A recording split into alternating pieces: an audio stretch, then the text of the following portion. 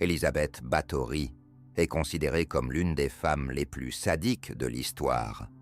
Les récits la concernant et ses châtiments impitoyables sont à glacer le sang.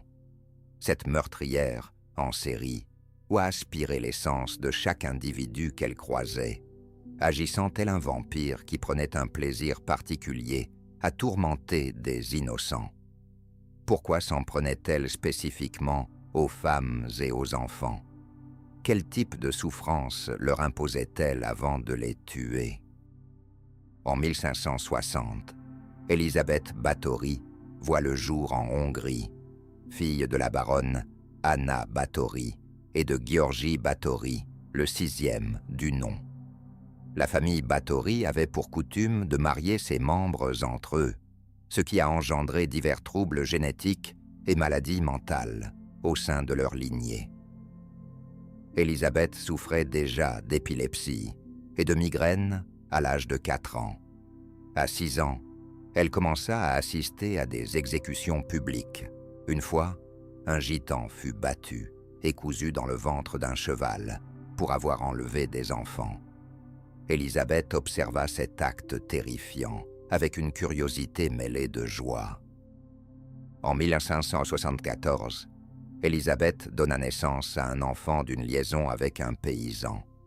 Ce dernier fut brutalement tué et elle reçut un avertissement sévère pour se garder de tels actes immoraux. Par la suite, elle épousa le comte Ferenc Nadasdy, ce qui augmenta la richesse et le pouvoir de sa famille. Elle mit au monde 7 enfants prénommés Anna, Orsolia, Cataline, Paul, Andras, Miklos et Géorgie. Báthory développa une étrange fascination pour la torture, ciblant principalement des femmes et des enfants. Son mari lui avait offert une chambre de torture pour qu'elle puisse perpétrer ses meurtres. La comtesse de Sens employait diverses méthodes pour infliger des souffrances à ses victimes. Elle avait l'habitude d'insérer des aiguilles sous les ongles de ses proies et de coudre leur bouche. Elle versait du miel sur les corps nus des jeunes filles et les attachait, les laissant à la merci des abeilles et des fourmis. Chacune d'entre elles a connu une mort atroce. Après le décès de son mari, elle commença à enlever des paysannes, persuadée que personne ne viendrait les rechercher. Elle arrachait la chair du corps de ces jeunes filles, les saignant à mort. Elle découpait leur corps et se baignait dans leur sang, éprouvant une satisfaction et un bonheur pervers en commettant de tels crimes atroces. Elle a même ordonné à une fille de cuisiner des morceaux de sa propre chair et la contraint à les manger, pendant qu'Élisabeth observait avec plaisir. Une de ces méthodes de torture consistait à geler le corps des jeunes filles, les regardant mourir lentement.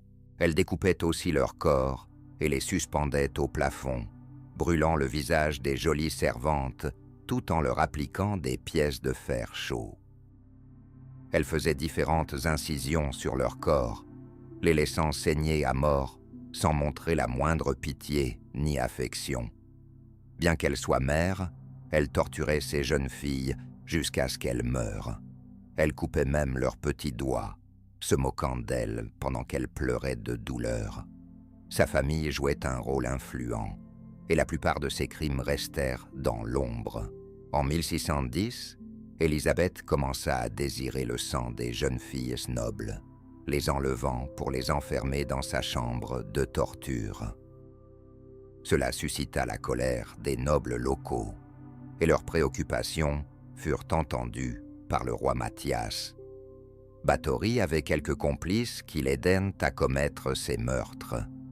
Tous furent arrêtés et jugés, mais Élisabeth fut la seule à échapper à l'exécution.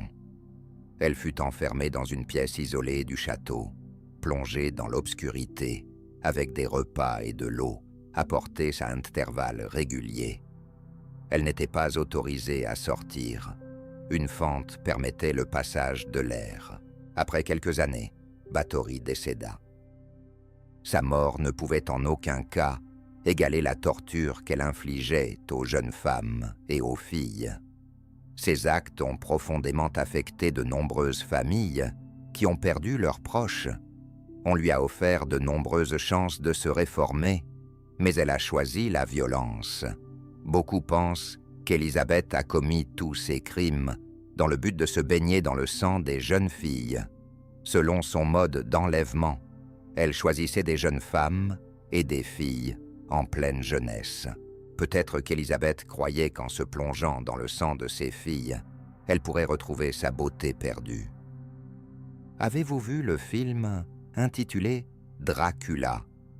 Eh bien, celui-ci s'inspire de la vie d'Élisabeth Báthory. Elle avait l'habitude de sucer le sang des jeunes filles vierges, arrachait leur chair et buvait leur sang avec une grande délectation. Elle tenait un journal où elle notait les noms de toutes les filles qu'elle avait assassinées. Quelle méthode de torture d'Élisabeth vous semble la plus impitoyable? Décelez-vous des similitudes entre Élisabeth et Dracula? Faites-le nous savoir dans les commentaires.